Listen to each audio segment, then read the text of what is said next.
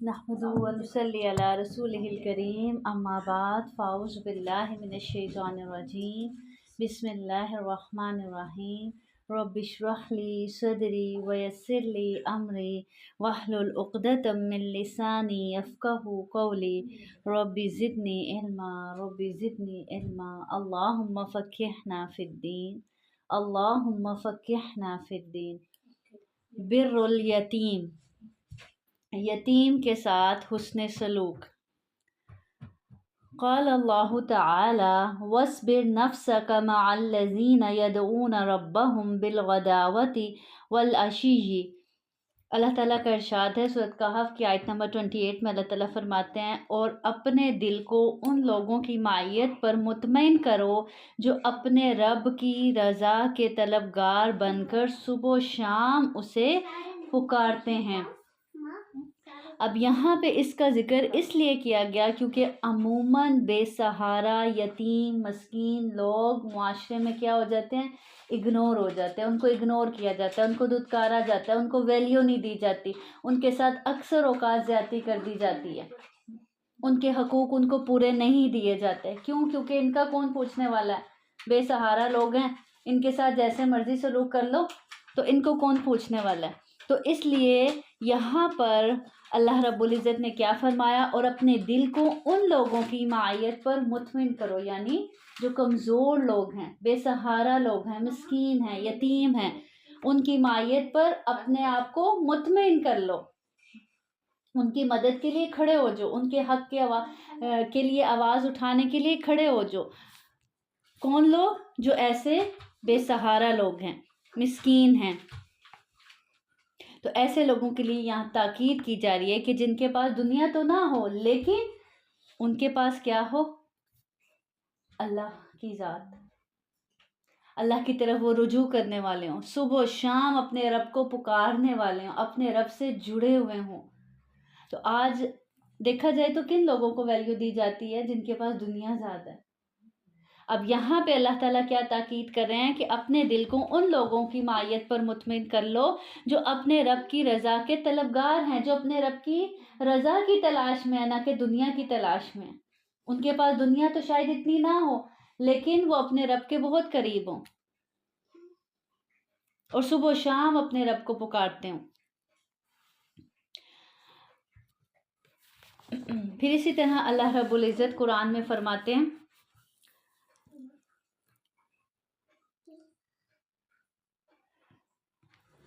क़ाल अल्लाहु तआला यसअलूनका माज़ा युनफ़िक़ून।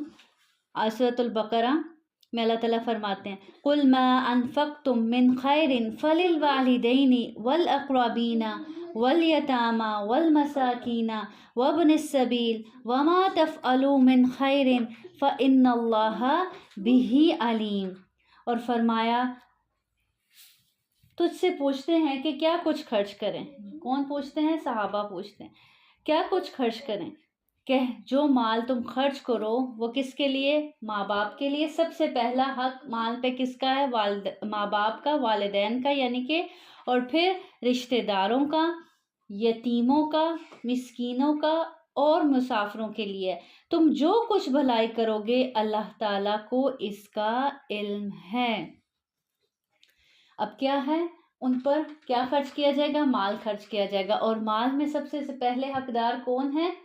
वालिदैन, फिर रिश्तेदार, और फिर रिश्तेदारों के बाद सबसे पहला हक किसका है? यतीमों का। पहला हक यतीमों का है, फिर उसके बाद किसका? मिस्कीनों का और मुसाफिरों का।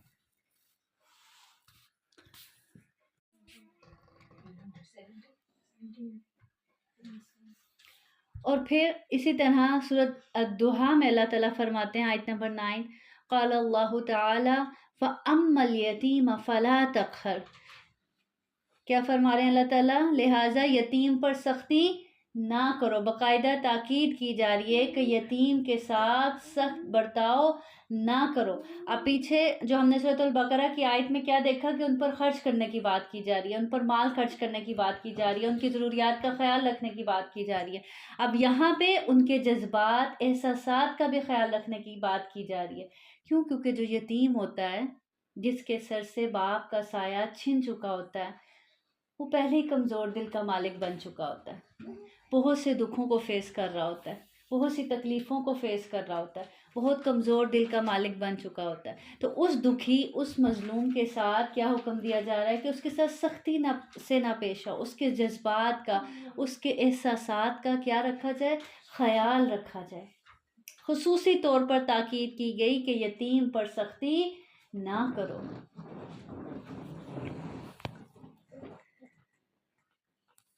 کتنا پیار آتا ہے نا اللہ تعالیٰ پر جب ہم اس طرح آیات کو پڑھتے ہیں اور دیکھتے ہیں کہ اللہ تعالیٰ نے کسی کا بھی جو ہے وہ کسی کو نہیں چھوڑا کہ جس کا حق نہ بیان کیا جائے۔ قرآن میں ہر ایک کی فیلنگز کا خیال رکھا ہے کہ دیکھو اب یہ یتیم ہو گیا ہے، اس کے سر پہ باپ کا سایہ نہیں ہے، آلریڈی اس پر بہت دکھ ہے، بات میں کرتا ہے یتیم، اس کی آنکھوں میں پہلے آنسو آ جاتے ہیں۔ تو کہیں ایسا نہ ہو کہ تم اس کے ساتھ سختی سے برتاؤ کرو، اس کا دل دکھاؤ، اس کے جذبات کے ساتھ کھیلو۔ پھر آگے سورۃ الماعون میں اللہ تعالیٰ فرماتے ہیں اَرَأَيْتَ الَّذِي يُكَذِّبُ بِالدِّينِ فَذَلِكَ الَّذِي يَدُعُّ الْيَتِيمَ، تم نے دیکھا اس شخص کو جو آخرت کی جزا اور سزا کو جھٹلاتا ہے، وہی تو ہے جو یتیم کو دھکے دیتا ہے۔ اللہ تعالیٰ کیا فرما رہے ہیں؟ تم نے دیکھا اس شخص کو جو آخرت کی جزا سزا کو جھٹلاتا ہے، جو آخرت کو جھٹلاتا ہے، جو آخرت کو بھولا بیٹھا ہے، جو آخرت پر ایمان نہیں رکھتا، وہی یتیم کو دھکے دے سکتا ہے۔ اسی کا دل اتنا سخت ہو سکتا ہے کہ جو یتیم کو دھکے دے، یتیم کے ساتھ برا سلوک کرے، اس کے ساتھ سختی سے پیش آئے، اس کی مدد نہ کرے۔ اور اسی صورت کے اگلے حصے میں آتا ہے کہ اللہ تعالیٰ فرماتے ہیں اور تم مسکینوں کو کھانا کھلانے کی ترغیب نہیں دیتے، یتیموں کا خیال نہیں رکھتے، یتیموں کو دھکے دیتے اور مسکینوں کے ساتھ حسن سلوک نہیں کرتے، ان کو کھانا کھلانے کی ترغیب نہیں دلاتے۔ ایک کہاں کہ خود کھانا کھلانا اور دوسرا ترغیب دلانا۔ اسی طرح سورۃ المدثر میں آتا ہے ان سے پوچھا جائے گا جہنمیوں سے کیا چیز تمہیں جہنم میں لے آئے، تو وہ کیا کہیں گے؟ ہم مسکین کو کھانا نہیں کھلاتے تھے، ضرورت مند کو، یتیم کو، مسکین کو، ان کو کھانا نہیں کھلاتے تھے، ان پر خرچ نہیں کرتے تھے۔ اور پھر کھلانا ہے تو کیسے کھلانا ہے؟ اللہ کی رضا کے لیے، ان پر کوئی احسان نہیں کرنا، کہ اب یہ نہیں اگر یتیموں کو کھلا رہے ہیں یا مسکینوں کو کھلا رہے ہیں کہ اب وہ ہماری ساری زندگی کے لیے ہمارے غلام بن گیا، اب ہم جب چاہیں جیسے چاہیں ان کو استعمال کریں اور وہ ہماری مدد کے لیے ہر وقت پہنچیں، نہیں پہنچیں تو ہم ان کا نان نفقہ بند کر دیں۔ کس لیے کھلانا ہے؟ کس کے لیے کرنا ہے؟ اللہ رب العزت کے لیے۔ جیسے سورۃ الدہر میں اللہ تعالیٰ فرماتے ہیں نا وَيُطْعِمُونَ الطَّعَامَ عَلَى حُبِّهِ مِسْكِينًا وَيَتِيمًا وَأَسِيرًا إِنَّمَا نُطْعِمُكُمْ لِوَجْهِ اللَّهِ لَا نُرِيدُ مِنْكُمْ جَزَاءً وَلَا شُكُورًا۔ اللہ تعالیٰ کی محبت میں کھانا کھلاتے ہیں کون؟ اللہ کے جو خاص بندے ہوتے ہیں، جو اللہ سے جڑے ہوتے ہیں، جن کے اندر اخلاص ہوتا ہے، اپنے رب کی محبت ہوتی ہے، وہ کس لیے کھلاتے ہیں؟ وہ صرف اور صرف اللہ ہی کے لیے کھلاتے ہیں۔ اور کیا کہتے ہیں؟ مسکین کو کھلاتے ہیں، یتیم کو کھلاتے ہیں، قیدیوں کو، اور کیا کہتے ہیں؟ ہم تو تمہیں صرف اللہ کی رضامندی کے لیے کھلاتے ہیں۔ لا نرید منکم جزاء ولا شکورا، ہم تو تم سے کوئی بدلہ بھی نہیں چاہتے، یہاں تک کہ شکریہ بھی نہیں چاہتے کہ تم ہماری شکر گزاری کرو۔ اور ہم کیا کہتے ہیں؟ ہم کہتے ہیں چلو ٹھیک ہے، کم از کم تھینک یو تو بول دیتا، اس نے تو لے کر ایسے کیا کہ جیسے اس نے ہم سے اپنا کوئی حق وصول کیا، کم از کم شکریہ تو بولنا چاہیے تھا نا۔ ہم اس چیز پہ گلے شکوے کرتے ہیں اور یہ چیزیں محسوس کرتے ہیں، لیکن جو اللہ والے ہوتے ہیں، جو اللہ کے لیے کھلاتے ہیں، اللہ کے لیے مدد کرتے ہیں، اللہ کے لیے ان لوگوں کا خیال رکھتے ہیں، وہ کیا کہتے ہیں کہ ہمیں شکریہ نہیں بولو، ہمیں کسی چیز کی بھی ضرورت نہیں تم سے، ہم کس سے چاہتے ہیں بدلہ؟ ہم اپنے رب سے بدلہ چاہتے ہیں، ہمیں اس سے جزا چاہیے، ہمیں تم سے ریٹرن میں کچھ نہیں چاہیے، نہ کوئی بدلہ چاہیے، ایون کہ شکریہ بھی نہیں چاہیے۔ اور بعض اوقات ہم کیا کہتے ہیں؟ کچھ نہیں چاہیے، بس دعا کر دینا، یہ بھی ایک قسم کا ہم اس سے بدلہ ہی لے رہے ہوتے ہیں نا۔ تو دعا تو وہ ویسے بھی کر دے گا آپ کے لیے، اگر آپ نے اس کے ساتھ دل کے خلوص کے ساتھ نیکی کی ہے تو اس کے دل سے تو ویسے ہی آپ کے لیے دعا نکلے گی۔ تو اس وقت بھی کہنا کہ اچھا یہ لو تمہاری مدد کر دی، تم میرے اس مقصد کے لیے دعا کر دینا، تو یہ بھی ایک بدلے ہی کی قسم ہے. ٹھیک ہے.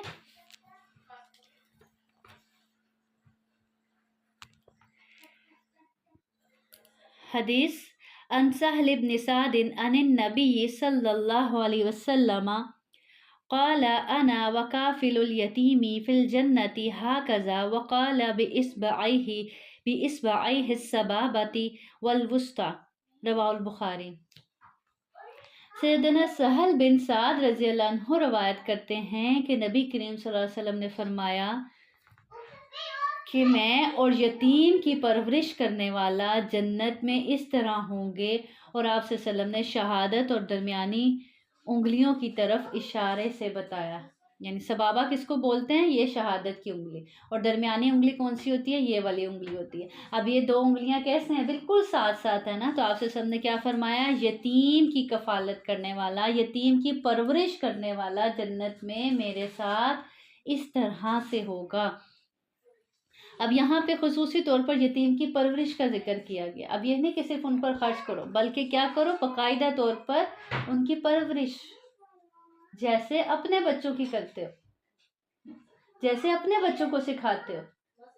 اپنے بچوں کا صرف کھانا پینا تو نہیں پورا کرتے نا، ان کی تربیت کرتے ہیں، ان کو اچھے سے پروان چڑھاتے ہیں، باقاعدہ ان کی پرورش کی جاتی ہے، ان کی ہر چیز کا خیال رکھا جاتا ہے. اور کوئی اس طرح سے کرتا ہے تو نبی کریم صلی اللہ علیہ وسلم نے خوشخبری دی کہ وہ قیامت کے روز جس طرح یہ دو انگلیاں ایک ساتھ ہیں وہ میرے ساتھ ہوگا. یعنی آپ صلی اللہ علیہ وسلم کے قریب ترین محبوب ہوں گے. بڑے آنر کی بات ہے ایسے لوگوں کے لیے. اسی طرح وہ بچے بھی یتیمی کی کیٹیگری میں آتے ہیں جن کا باپ تو ہو لیکن ان کی ضروریات نہ پوری کرتا، ان کو دیکھتا ہی نہ ہو، نہ ان کو پیار محبت کرتا ہو، بس وہ اپنی دنیا میں ہی مگن ہو، اور وہ بچے لاوارثوں کی طرح موجود ہوں. یا یہ کہ باپ چھوڑ کر چلا گیا تو وہ بھی اسی کیٹیگری میں آتے ہیں کہ ان کو شفقت باپ جیسا پیار دیا جائے، ان کی ضروریات کا خیال رکھا جائے، ان پر خرچ کیا جائے، ان سے محبت کی جائے، ان کے ساتھ سختی سے پیش نہ آیا جائے.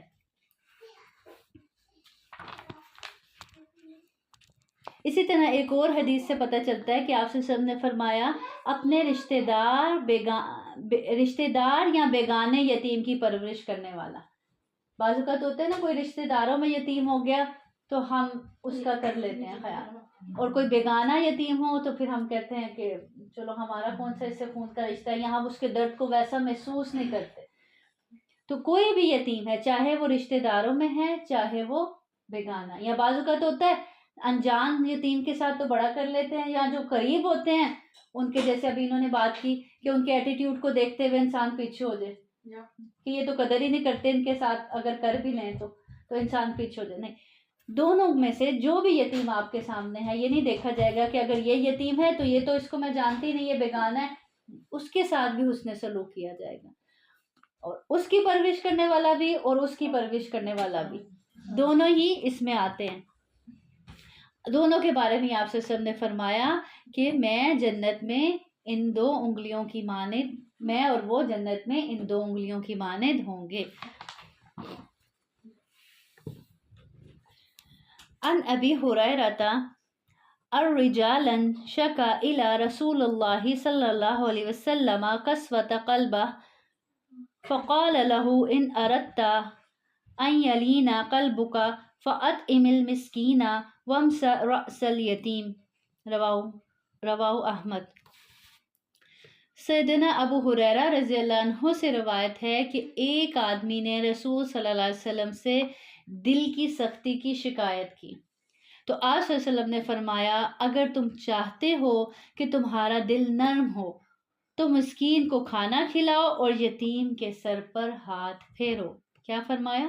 ایک انسان نے آ کر آپ صلی اللہ علیہ وسلم سے دل کی سختی کی، شکایت کی کہ میرا دل بہت سخت ہے. کچھ لوگوں کا دل ہوتا ہے نا بعض اوقات بہت سخت ہوتا ہے، اتنے بڑے حادثے بھی ہو جاتے ہیں ان کے سامنے، وہ دیکھ بھی رہے ہوتے ہیں اپنی آنکھوں سے لیکن ان کی آنکھوں میں آنسو نہیں آتے، یا ان کے دلوں میں ان کے لیے ہمدردی نہیں آتی. تو یہ دل کی سختی کی نشانی ہے. تو کسی نے آ کے آپ سے شکایت کی کہ میرا دل یوں سخت ہو گیا، تو آپ سے سب نے اسے کیا فرمایا؟ اگر تم چاہتے ہو کہ تمہارا دل کیا ہو جائے؟ نرم ہو جائے، تو تمہیں کیا چاہیے؟ تم مسکین کو کھانا کھلاؤ اور یتیم کے سر پر ہاتھ پھیرو. سر ہی پر ہاتھ پھیرنے کے لیے کیوں ذکر کیا گیا؟ سر کا ذکر خاص اس لیے کیا گیا کہ آپ جب کسی کے سر پر ہاتھ رکھتے ہیں تو یہ سمبل کس چیز کا ہے کہ آپ اس کو پروٹیکٹ کر رہے ہیں. پروٹیکشن کا سمبل ہے نا. تو اس کے سر پر ہاتھ پھیرنا. اسی طرح دور سے کسی کی مدد کر دینا، جیسے ہم یہاں بیٹھے ہیں پاکستان میں کسی کو مدد بھجوا دینا، وہ ایک الگ چیز ہے، اچھی بات ہے. لیکن ایک یہ کہ اس کے پاس جا کے اس کی تکلیف کو دیکھتے ہوئے اپنے ہاتھوں سے اس کی مدد کرنا، اس کے سر پر ہاتھ رکھنے سے جو آپ اس کے دکھ درد کو محسوس کر سکتے ہیں وہ دور بیٹھ کر اس طرح سے نہیں کر سکتے.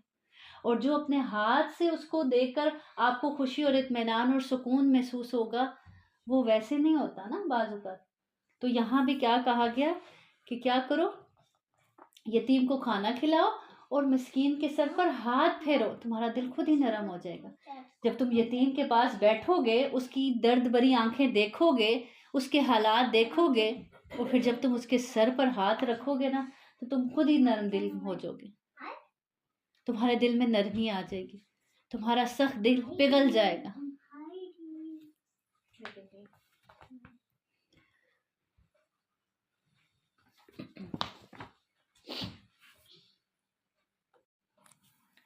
ایک دوسری حدیث سے پتہ چلتا ہے، آپ صلی اللہ علیہ وسلم نے فرمایا جس شخص نے اللہ کی رضا کے لیے، اللہ کو راضی کرنے کے لیے، کوئی رشتہ داروں کو خوش کرنے کے لیے نہیں یا دنیا والوں سے واہ واہ لینے کے لیے نہیں، اللہ صرف اور صرف دل میں کیا ہے، اللہ کی رضا ہے، اللہ کی خوشنودی مقصود ہے، اس لیے کسی یتیم کے سر پر ہاتھ پھیرا، اسے ہر بال کے عوض جس پر اس کا ہاتھ لگے نیکیاں ملتی ہیں.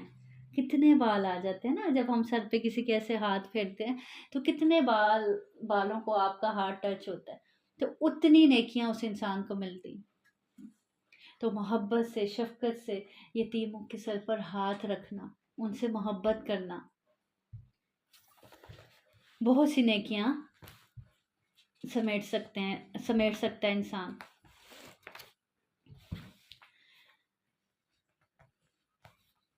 اسی طرح ایک حدیث میں آتا ہے، نبی کریم صلی اللہ علیہ وسلم نے فرمایا مسلمانوں کا بہترین گھر وہ ہے جس میں یتیم سے حسن سلوک کیا جاتا ہو، اور مسلمانوں کا بدترین گھر وہ ہے جس میں یتیم سے بدسلوکی کی جاتی ہو. بہترین گھر کون سا ہے؟ تمام گھروں میں سے بہترین گھر کون سا ہے؟ جس میں یتیم کے ساتھ حسن سلوک ہو رہا ہے، جس گھر کے لوگ یتیم کے ساتھ حسن سلوک کر رہے ہیں. اور بدترین گھر کون سا ہے؟ جس میں یتیم کے ساتھ بدسلوکی کی جا رہی ہے.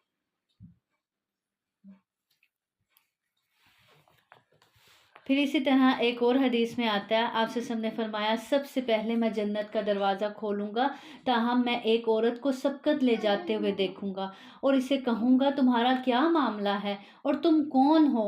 وہ کہے گی میں وہ عورت ہوں جو اپنے یتیم بچوں کی پرورش کے لیے فوت شدہ خاوند کے گھر بیٹھی رہی تھی. یعنی اپنی زندگی اپنے ان یتیم بچوں کے لیے کیا کر دی؟ قربان کر دی، ان کی دیکھ بھال میں. اسی طرح ایک اور حدیث میں آتا ہے، نبی کریم صلی اللہ علیہ وسلم نے فرمایا جن لوگوں کے ساتھ کھانے پر یتیم بیٹھ جائے، جن لوگوں کے ساتھ کھانے میں یتیم بیٹھ جائے، ان کے کھانے کے نزدیک شیطان نہیں آتا، ان کے کھانے کے نزدیک بھی نہیں آتا، کھانا تو دور کی بات. اور پھر جس گھر میں سے یتیم کے لیے نکل رہا ہو اس گھر میں شیطان آ سکتا ہے. جس مال میں سے یتیم کے لیے نکل رہا ہو اس مال کو کوئی شیطان نقصان پہنچا سکتا ہے، اس کے قریب آ سکتا ہے؟ ہرگز نہیں.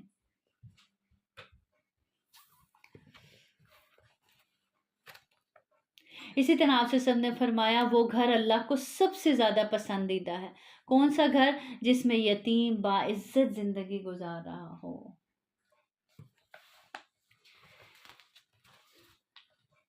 ان ابی ہریرہ قال قال رسول اللہ صلی اللہ علیہ وسلم اللہم انی احرج حق الضعیفین الیتیم والمرأة. رواہ ابن ماجہ.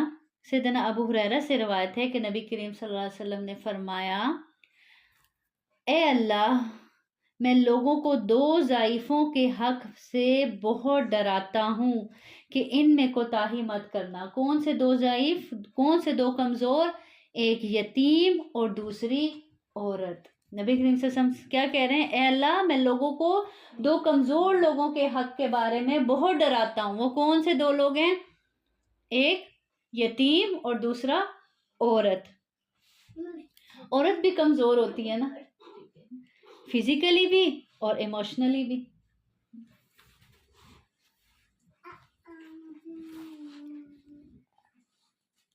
خواہ وہ شوہر والی ہو، خواہ شوہر کے گھر میں ہو یا بیوہ ہو، ہر سچویشن میں وہ کیا ہے؟ کمزور ہی ہے. کمزور ہی ہے نا. ذرا سے کسی کے غصے والے لہجے سے ڈر جاتی ہے، اپنی فیلنگز کو اندر ہی دبا دیتی ہے، اپنی خواہشات کو اندر ہی مار لیتی ہے. کہیں اس کو ماں باپ کی عزت کا خیال کرنے کے لیے قربانی دینی پڑ جاتی ہے، کہیں اس کو خاوند کی عزت مار دیتی ہے. تو ہر لحاظ سے ہر جگہ وہ ایموشنلی طور پر کمزور پڑ جاتی ہے، اپنے حق کے لیے آواز نہیں اٹھاتی. کتنی عورتیں ایسی ہیں نا، بلکہ ہر جگہ کہیں نہ کہیں عورت اسی طرح سے قربانی دے رہی ہوتی ہے، اپنی خواہشات کی، اپنے حقوق کی. کس لیے؟ اسی وجہ سے کہ وہ کمزور ہے. تو اسی لیے خاص طور پر ذکر کیا گیا کہ اگر وہ کمزور ہے ایموشنلی یا فزیکلی، دونوں لحاظ سے، تو تم ان کا خیال رکھو، تم ان کے حق میں کمی نہ کرو، اور ان کے ساتھ معاملہ کرنے میں کس سے ڈرتے رہو؟ اللہ سے ڈرتے رہو. نبی کریم صلی اللہ علیہ وسلم کیا فرما رہے ہیں؟ اللہ تعالیٰ میں ان دو کمزوروں کے بارے میں لوگوں کو بہت ڈراتا ہوں. پھر چاہے وہ شوہر والی ہے، شوہر کے گھر میں رہتی ہے، یا پھر بیوہ خاتون ہے، ہر لحاظ سے عورت کے حق میں کمی نہیں ہونی چاہیے. آپ صلی اللہ علیہ وسلم نے فرمایا جو مسکین اور بیوہ کی خبر گیری کرتا ہے، ان کی خبر رکھتا ہے، یہ نہیں کہ سال بعد جب زکوٰۃ نکالی تب مدد کر دی، اس کے بعد پورا سال خبر ہی نہیں، پھر پورا سال وہ بھوکے تو نہیں مر رہے کہیں. کیا کیا ضروریات ہیں ان کی. جو خبر گیری رکھتا ہے بیوہ کی اور مسکینوں کی، وہ ایسے نمازی کی طرح ہے جو اپنی نماز سے کبھی نہیں تھکتا. یعنی ایسے نمازی کی طرح ہے، اس کو ایسا اجر مل رہا ہے جیسے وہ نمازی جو مسلسل اللہ کی عبادت کرتا رہتا ہے اور کبھی تھکتا ہی نہیں ہے. اس کے لیے یہ اجر ہے. جو بیواؤں کی خبر گیری کرتا ہے، ان کا خیال رکھتا ہے، ان کی ضروریات کا خیال رکھتا ہے اور مسکینوں کا خیال رکھتا ہے.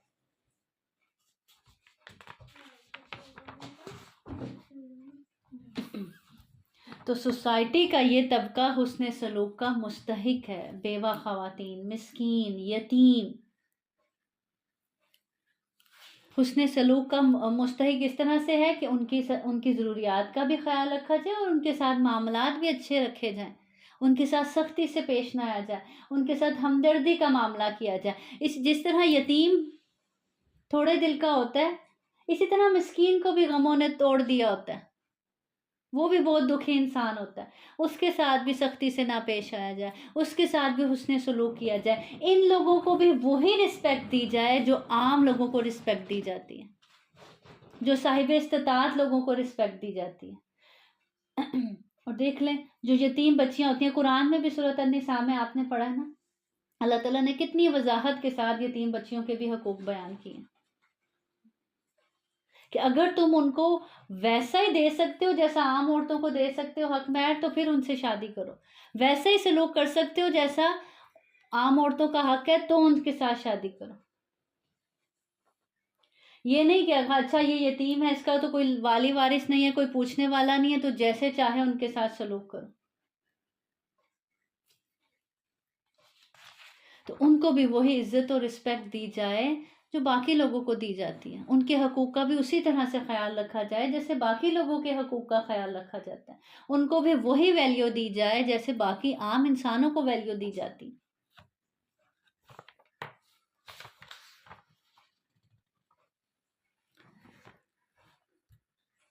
ان ابی الدرداء یقول سمعت رسول اللہ صلی اللہ علیہ وسلم یقول ابغون الضعفاء فانما ترزقون وتنصرون بدعفائکم، رواہ ابو داؤد۔ سیدنا ابو دردہ رضی اللہ عنہ بیان کرتے ہیں کہ میں نے رسول صلی اللہ علیہ وسلم کو فرماتے سنا، مجھے تم کمزوروں میں تلاش کرو۔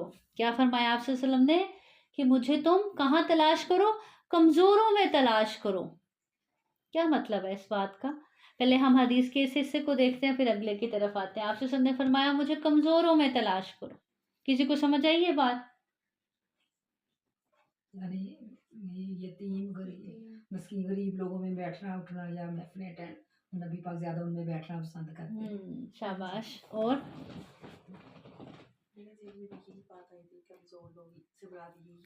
ہاں بالکل۔ اب دیکھیں جیسے اللہ تعالیٰ، وہ ایک حدیث قدسی ہے نا کہ اللہ تعالیٰ کہیں گے قیامت کے روز میں بھوکا تھا، تم نے مجھے کھانا نہیں کھلایا۔ بندہ کہے گا اللہ تعالیٰ آپ رازق، آپ رزق دینے والے، میں آپ کیسے بھوکے ہو سکتے ہیں، میں آپ کو کیسے کھلا سکتا ہوں؟ تو اللہ تعالیٰ کہیں گے میرا فلاں بندہ بھوکا تھا، تم اگر اس کو کھلاتے تو مجھے وہاں پاتے۔ تو آپ سے سب نے بھی کیا فرمایا؟ مجھے تم کمزوروں میں تلاش کرو۔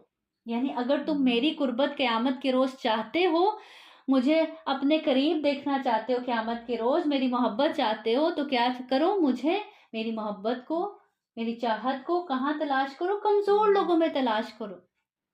اور آپ صلی اللہ علیہ وسلم انہی لوگوں میں بیٹھا کرتے تھے اور بیٹھنا پسند کیا کرتے تھے، اور ان کی ضروریات کا خیال رکھا کرتے تھے، ان بچوں کا خیال رکھا کرتے تھے، یتیموں کا خیال رکھا کرتے تھے، بیواؤں کی خبر گیری کیا کرتے تھے۔ حضرت خدیجہ رضی اللہ عنہ نے یہی صفات بیان کی تھی نا آپ صلی اللہ علیہ وسلم کی، کہ آپ تو بیواؤں کی خبر گیری کرتے ہیں، یتیموں مسکینوں کا خیال رکھتے ہیں، اللہ تعالیٰ آپ کو تنہا نہیں چھوڑے گا۔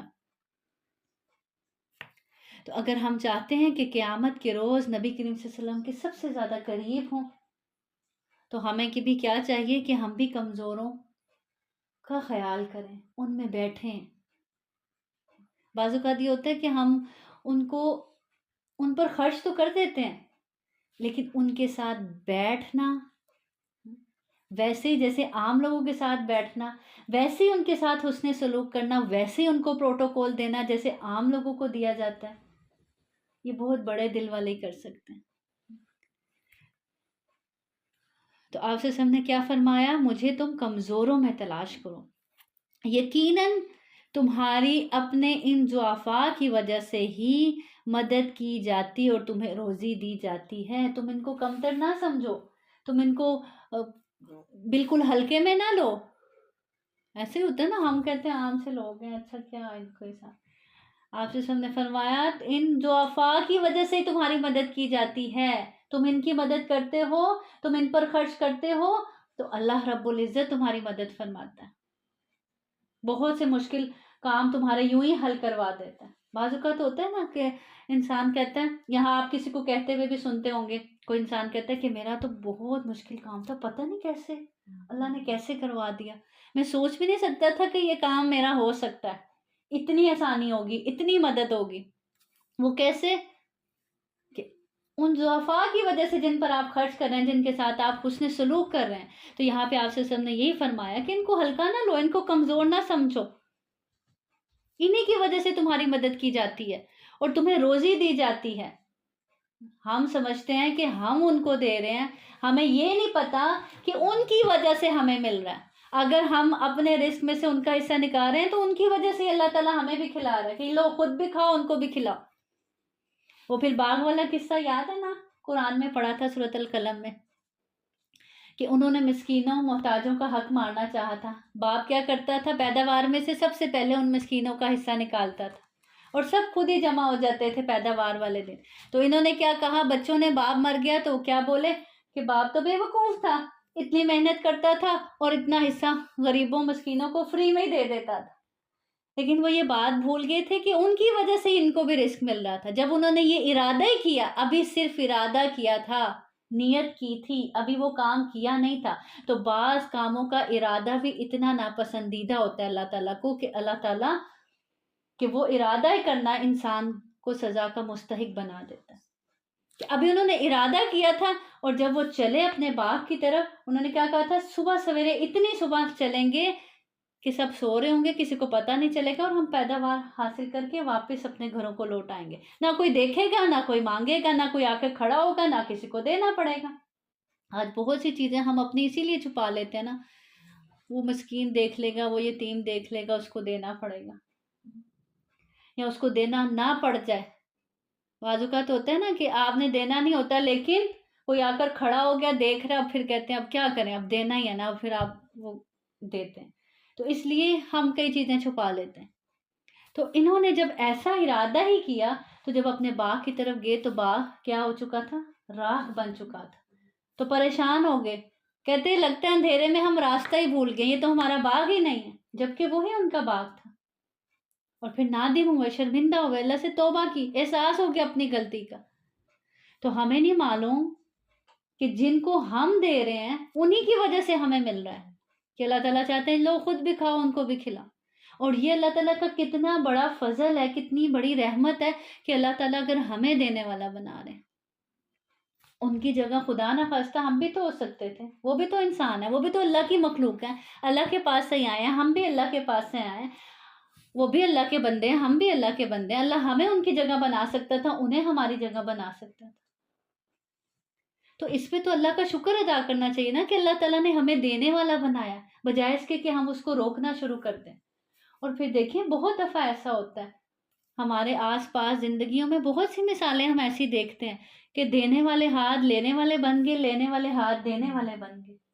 بہت سے حادثات ہم نے دیکھے ہیں زندگیوں میں، اپنی آنکھوں سے دیکھا ہے بہت سے لوگوں کو ایسے۔ تو یہاں پہ یہی بات سمجھا رہے ہیں نبی کریم صلی اللہ علیہ وسلم، یقیناً تمہاری اپنے ان ضعفاء کی وجہ سے ہی مدد کی جاتی ہے۔ تو آج کے بعد سے جب بھی کبھی ان کو ڈیگریڈ کرنے لگے، ان کو لیٹ ڈاؤن کرنے لگے، یا ان کی ویلیو میں دل میں کوئی کمی آنے لگے، تو یہ حدیث یاد کر لینی چاہیے ہمیں، کہ انہی کی وجہ سے تو ہماری مدد ہوتی ہے، انہی کی وجہ سے تو ہمیں رزق ملتا ہے۔ اگر ان کے ساتھ ہم نے برا سلوک کیا تو پھر ہم کہاں جائیں گے؟ کہ ہماری تو پکڑ ہوگی۔ دونوں لوگوں کی آزمائش ہے نا، دو طرح کے لوگ ہوتے ہیں، ایک کمزور اور ایک طاقتور، ایک دینے والے اور ایک بیچارے لینے والے۔ اب دونوں کی آزمائش ہے۔ جو کمزور بیچارہ ہے اس کی آزمائش کیا ہے؟ اس کی آزمائش کیا ہے کہ وہ اللہ تعالیٰ کی اس عطا پہ راضی رہتا ہے، اور جن کو دیا ان سے کہیں حسد تو نہیں کرتا، یا ان سے چھین کر کھا تو نہیں جانا چاہتا، ڈاکہ تو نہیں ڈالنا چاہتا، اللہ تعالیٰ سے کوئی شکوہ تو نہیں کرتا۔ یہ اس کی آزمائش ہے۔ اور جو طاقتور ہے اس کی کیا آزمائش ہے؟ کہ کیا وہ ان پر خرچ کر رہا ہے، ان کے دکھ درد تکلیف کو بھی ویسے ہی محسوس کر رہا ہے جیسے اپنے دکھ درد تکلیف کو محسوس کر رہا ہے، اور دے کر ان پر کوئی احسان تو نہیں جتا رہا۔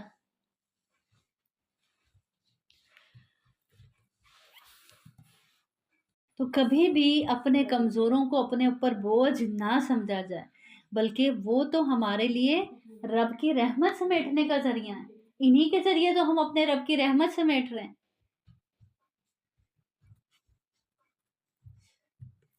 اور ہمیں کیا خبر کہ جو ہمیں مل رہا ہے وہ ان کو لک آفٹر کرنے کی وجہ سے مل رہا ہو۔